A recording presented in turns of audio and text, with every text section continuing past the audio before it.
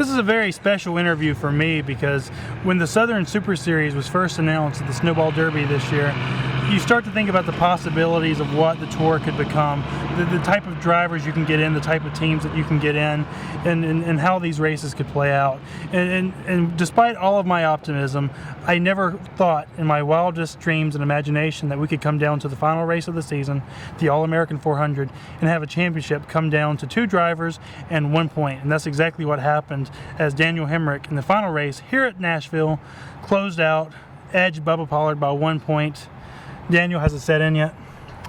No, it probably won't. My life's been kind of whirlwind the last couple of weeks, and then the way the race was playing out, everybody knew the point situation. It was just one of those deals where all we could do was what we could do, and it was, like we said, we had a really fast car, so we knew if we could get to the front, the points would hopefully take care of themselves, and the unfortunate circumstances, and we had ourselves in position that it all worked out. You got you about 30 laps to go. Bubba Pollard's running in the top 10. You're running in the top 10 too. I know that your primary focus is winning the All-American 400, but how much was the championship in the back of your mind, and did you ever lose hope that this isn't going to work out? No, I mean, probably lap 100 in the race, we realized, I don't wish bad luck upon nobody, and I said, he's going to run his deal, and he's more on the defensive end, and I was just out there to win the race, and we know if we win the race, like I said, everybody knows the points take care of themselves, so the points never, honestly, were spoke about on the radio or thought about. I never ran through my mind. That guitar was on the back of my mind. That's what we wanted, and that was a goal. But when that deal happened a couple laps, 20 laps ago, whatever it was, that's whenever the points did start to realize, hey, there is a little bit of fight and hope.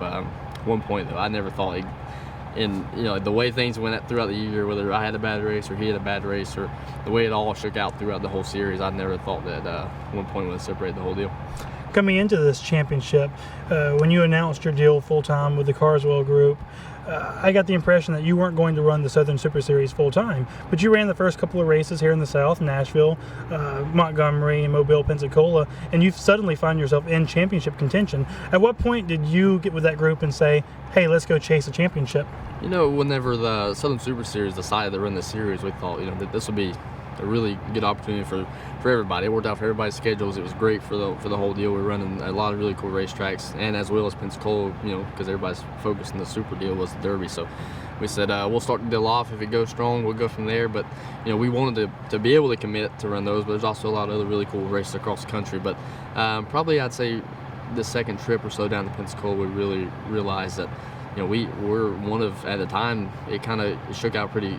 Everybody could see that it was shaking out to be a 2 or 3 car race. So, and that weekend we really were able to open the gap up to third, and it left just me and Bubba fighting for the lead, and that's kind of the way it maintained throughout the last 5 or 6 races. So that was about the time, the turning point for us. So we said, let's, not that we hadn't already gone all in, but we took every precaution we could.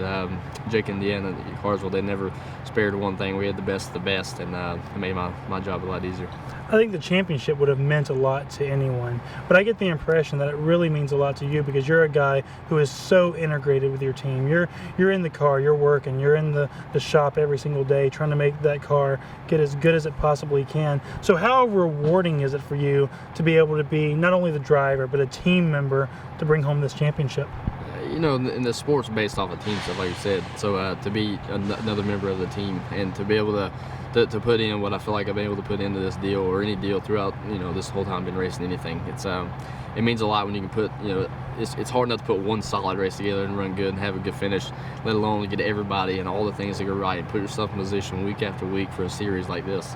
To be able to say that you came out on top of all situations week to week, that you were the champions of the whole deal. That's huge for anybody who's involved. It definitely means a little more coming from the background of mine, and but in the other sense that none of that was possible without everybody that believed in me throughout the deal before Jake and Deanna and all the way up to them. They had a lot of faith in this whole deal, and that was definitely the team motto all year, and just really surreal that it all worked out. This tour has the same makeup and genetics of the old All-Pro Southeastern Tour. Do you think the series can become that over the next 5 to 10 years?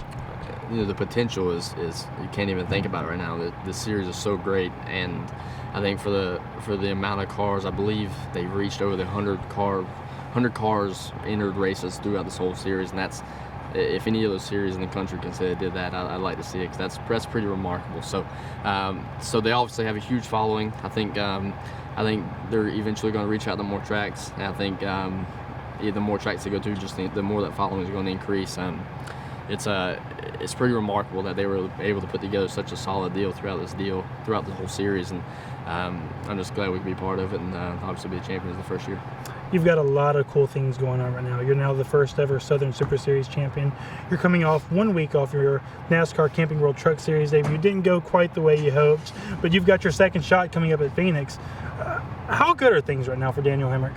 It's like I said, to go back to that word surreal, it's been going so fast, and really haven't had time to sit down and even think about, man, this is everything you worked your whole life for. It's all your dreams. A lot of nights you work in the shop, and didn't go to bed just so you can make it to the racetrack. That's all slowly becoming true, and to come out here and have runs like we did throughout this whole year, week after week, that's big for myself, my family, and everybody that's ever been involved. I think this championship and what you're able to accomplish in NASCAR is kind of the American dream story. Do you think that your story is kind of a representation of what anyone who has a dream could one day accomplish? Oh, for sure. The biggest thing is, I'm not the only kid out there who's been blessed to have good stuff and opportunities to race. It's just like I said, I've been lucky to be one of the select few who have gotten the chance. There's hundreds of other kids that deserve the same opportunities I've been blessed with. It's just everything's happened for a reason. So, and because I'm blessed with those opportunities, I just want to make the most of them, make everybody know that it can happen, and all you gotta do is have faith.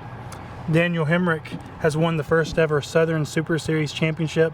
He's coming to a NASCAR track near you, and it all starts here in the Super Late Model ranks. Daniel, thank you so much. I appreciate it. Thank you.